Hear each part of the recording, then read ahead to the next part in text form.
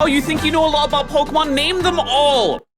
Backwards, with your eyes closed. Also after a brain lobotomy. Today, we're looking at Blue Boy Finn's new Pokemon fact video, so let's see if we know things or if we're big stupid idiots. Pokemon Emerald and wasn't discovered or documented until 2021. So the Battle Pike was an area inside the Emerald Battle Frontier that challenged you to go through 7 fights in a row. Well, when challenging the Gentleman NPC, he has a Dusclops that attacks you with. I wish they would use the sprites more in the usual game. But no, you just get Pikachu and that's like it. Ice Beam as soon as you We need more overworld sprites. And there's Ice something Beam. incredibly strange that can happen here. When Dusclops attacks, if you do not press the A button whatsoever, it will Ice Beam you while the man tells you to watch out. And it'll kill you. If you press A during when this happens, you will get an extra line of dialogue where the man yells for his Dusclops to stop. What? What a weird little programming Easter egg that is. Maybe they included that on purpose, like, hey, you want a little bit more dialogue? We can give you a little bit more dialogue. Librarian Brilliant Diamond and Shining Pearl and read this book. It says, please don't be mad, I need to pay my bills. Oh, okay. What the heck does that mean? Oh, it's a sponsor. It's a sponsor! Woo! This video. Well, shout out to Blue Boy Finn for getting a sponsor. And also make sure to subscribe to Blue Boy Finn if you have not already. The link's in the description. They're so close to 100K. We can push them a little bit closer. I think we can. In Pokemon Ruby and Sapphire, on the first floor of the basement in Victory Road, there's a ledge near a ladder that if you jump over, forces you to go on a long path to get back to your starting point. One of the worst Victory Roads. Interesting is this ledge is only like this in the Japanese and English versions of the game. What? In the Spanish, Italian, French, or German versions, the ledge is actually cut in half. You'd have to go back into the code and change that, but when you localize games, I'm pretty sure you're not changing programming parts of the game. I mean, I guess for German and Australian versions of some games, you remove blood and gore because they don't like that. They're like, oh no, blood is bad, we need to get rid of that. But that's not in a Pokemon game, so I don't even know why you would go into the code again. It's so strange. Prevent this annoying detour. In Mahogany Town, when looking at the map above, I want you to take a closer look to see if you can find the one error in the design of this town. It's this part. It's the little part of the cave or the mountain on the side there. I'll give you 3 seconds. I did it. See it? I did it. The error is actually that this tree over here has the top of it slightly cropped off. No! For no reason. I was so close. Do I get like a half point for being close? The move Sonic Boom uses 2 different animations between the international and the Japanese release of the games. But what's I've never seen the Japanese is one. that the Japanese version uses the same animation that went on to be used for Sonic Boom ever since Generation 2. But interestingly, the international version uses the animation for Gust. Why does it do that? I wonder if that's just a glitch or that's intentional. Only for no reason. No reason. To be reverted in every single game since. When you watch Slowbro's animation in battle, you can see how the entire face of its shell is slightly obscured. But when you look into the code of the game, you can find the character sheet and see that the shell actually doesn't have a left eye like it's supposed to. Oh, there's no eyes. Wait a minute. Hold on. Yeah, if you go back, you can see the Slowbro's eyes there, and you can see the Slowbro's eyes closed because it's different parts of the animation, but you can only see one eye open and one eye closed on the right there. That's so weird. I guess Slowbro's a pirate. Who knew? It seems they just didn't bother adding it because it wouldn't have been in view during Slowbro's animation. But when you watch Slowbro do its little dance a few times, you can easily tell we should be seeing part of an eye here, and it's a little off. The poor lack of an eye. When you use the move Thunder, there will for some reason be an extra space between the word lightning and the exclamation point. This is to keep you in suspense, wondering whether or not you're actually gonna land the move. If you hack in Pokeballs meant for the bug catching contest called Park Balls into your game of Gold, Silver, or Crystal, it will cause a pretty funny little glitch. When throwing the ball, it will get stuck in the bag screen and attempt to catch a jumble of text instead of the Pokemon. I did know this one. It will immediately go back to normal after the next turn. It just ruins the code. You cannot leave the boundaries of the park with a Pokeball. Why? What's the worst that could happen? The move Retaliate is a 70 base power normal type move, but possibly at one point may not have been. If you get the TM for Retaliate in the Japanese version of Black or White, you can see that the icon is the icon used for dark type TMs, implying that Retaliate was originally— Retaliate being a dark type move would actually make a lot of sense because it's retaliating because you killed his friend, and killing is bad. The history of Pokemon, there was only one that I think Game Freak most likely regrets creating, and that Pokemon is Diglett, and here's why. Throughout the series, Game Freak has had to maintain the continuity that this Pokemon does not come out of the ground.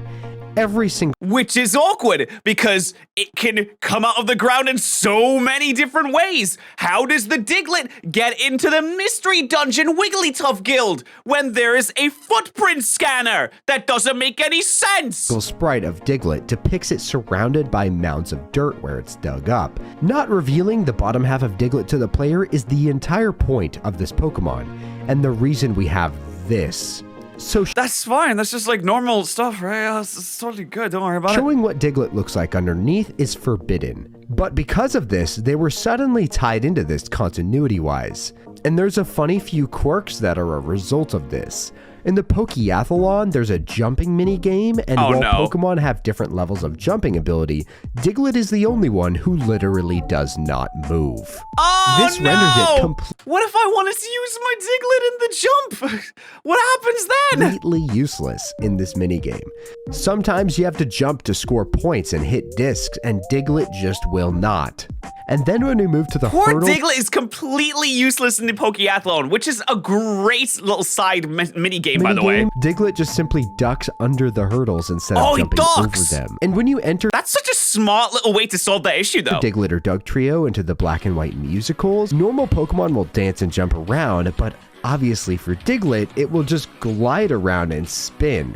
Oh, that's cute. I actually think that they did that on purpose, and it's a cute little thing they have in the office. It's like, hey, Jim, come look at my Diglett that I programmed. He stays on the ground and he doesn't jump. But the problems don't even end here. One incredible detail in Generation 5 is that the Pokemon have weight. When throwing out a strong, heavy Pokemon, it slams down out of the Pokeball. And all Pokemon have this slight falling animation when thrown out to some degree. All of them except for Diglett. Who just appears fades onto the screen. Yeah, how does that work? Is Diglett in the ground inside of a Pokeball? How does that work? Does he just merge with the ground when he comes out? It makes no sense. As you most likely know, in Pokemon Let's Go Pikachu and Eevee, HMs were replaced by secret techniques with all new names. And the technique for Flash is now called Light Up. But the names in Let's Go Pikachu are ridiculous. Wait, that in the back there. Is that a... No, it's not. In the early demo build of Let's Go, Light Up was called Shine, but only the first time you received it. After that, it was called Light Up again. So it seems like Shine was scrapped almost immediately. But Shine? It was there. Why did they just keep the same name? So weird. And one last interesting detail about this Let's Go prototype is that there was a very different intro cutscene that— Oh, there's no shadows on the Eevee. Oh, it looks so gross. Shows your character holding a Pokemon plush. And here it is. It's kind of an interesting view into how much getting your first Pokemon actually matters in the Pokemon world. Aw, which makes that's me really a little cute. sad that it was cut. Aw, no, that's actually a cute little moment. They should have kept that in. In the code of Pokemon X and Y, there's unused data for a key item called the Clothing Trunk.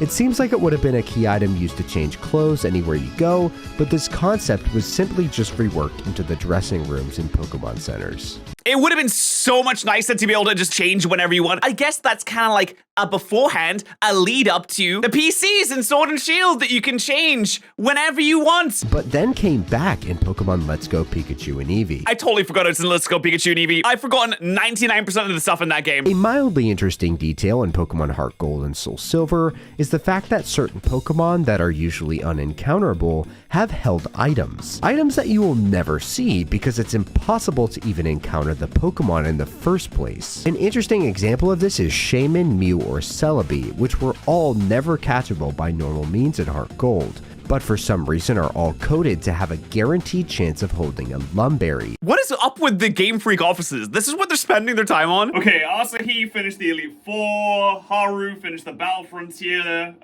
Jacob, what have you done this week? I gave Lumberries to every legendary that you never see. What? You're fired. One is Castform, who has a 100% chance to carry a Mystic Water. God, I hate Jirachi Castform. with a 100% chance to carry a Star Piece. I get it. It's so strange, though, because you're never going to encounter them, so why did they even bother? Speaking of Jirachi, there's another interesting thing about this Pokemon you may not have heard of. I've heard of Jirachi. I know that it's a Psychic Steel type, right? Doom Desire? We know Doom Desire, right? If you happen to be someone who purchased a copy of Pokemon Channel for the GameCube in If you're one of the 5 people that bought Pokemon Channel. Europe or Australia, Oh, in Europe or Australia? Dude, Australia is so big. What the hell? you might know that you can receive a Jirachi directly to your Generation 3 cartridge. And one little useless but kind of funny detail is that when talking to Professor Oak about receiving Jirachi, if you decide to just say no, instead of ending the event right there, a cutscene will play of Jirachi floating away, which is pretty goofy. Oh my god, they really programmed that. But I actually have something even more interesting about this to mention. Bye, When Jirachi. researching this Jirachi, I found out you could only get it after beating the entire game of Ruby or Sapphire, and that's a hell of a lot of time. If you were speedrunning this game as fast as possible, it would take you around 4 hours just to get this thing. And Yeah, I mean, maybe if you suck, not like me, I could do 30 minutes, easy. you know what else would take you at least 4 hours? Beating the entire Pokemon Channel video game, which you have to do in order to receive Jirachi. That's so annoying. It's like the same situation with Manaphy where you have to beat Pokemon Ranger to get the Manaphy egg, but at least you don't have to also beat Platinum to get the Manaphy egg as well. That'd be frustration on frustration. Also, by that point, you've already beaten the game. Then you can't use the Jirachi. That includes watching multiple anime specials, some even dimly projected onto the night sky with the opacity churned down to about 4. Oh, But no. after you do that, Jirachi's yours. And after Great. learning about this, a question hit me. Can this thing be shiny? Well, Oh. no. No. But okay, I lied actually, yes. No, This don't. thing was supposed to be shiny locked, but due to a programming error is fully shiny huntable with a 1 out of 8,192 odds. Oh, good. So due to a programming error, listen, we put lumberries onto all the legendaries, but we may have misprogrammed the game. Why am I not focused? What is the... Oh, hey, hello. And that got me thinking, has anyone ever actually found one of these legit? And There's no way. Not a single footage of one exists out there legitimately found. Not even a shaky cam picture, and certainly not a video. This is a shiny that has never been found to our knowledge, which I find to be incredibly fascinating, and I personally think is the rarest obtainable shiny Pokemon. Well, gang, And this is precisely why. Like I mentioned before, you know what we gotta do? We gotta put together a team, the Avengers of shiny Pokemon, and we need to find it. or you can only receive this Jirachi if you have beaten an entire Generation 3 game. But you can't just simply save and reset your game to receive it after you've done this. You can only receive 1 Jirachi per save file. Oh, If you've caught no. on by now, this means that in order to shiny hunt Jirachi in this way, you would have to beat the entire game of Ruby and Sapphire for every encounter. Oh, dude, that's not that bad. 4 times 8,192. That's only 32,768 hours, and that's if you get it within odds. And then you would do that over and over and over and over again. I didn't take into account that you have to also beat Pokemon Channel. Right, so it's like 64,000 hours. That's not like a long time, right? With the lowest possible shiny odds in the history of Pokemon. Finding the Pokemon Channel shiny Jirachi is something that would undoubtedly take you years, but yet is entirely possible for anyone with enough sheer will. Something about the world's rarest obtainable shiny Pokemon being right there in front of our nose waiting for someone to claim it is incredibly fascinating. And Dude, I no really one's hope gonna it get that shines thing. for a lucky person soon. No one is getting In that thing. Pokemon Ruby Sapphire and Emerald, on the second floor of the Sky Pillar, there is a cracked floor tile that if you stand on will crumble and land your player on a rock. A rock that is usually a background element and you cannot usually stand on. This does It's not just a boulder, it's a rock. absolutely nothing to your game and you can simply step right off, But yeah, can't get back on unless you do it again. And it doesn't do anything when you're on there either. But I mean, you clicked on the video. You knew what you were getting into.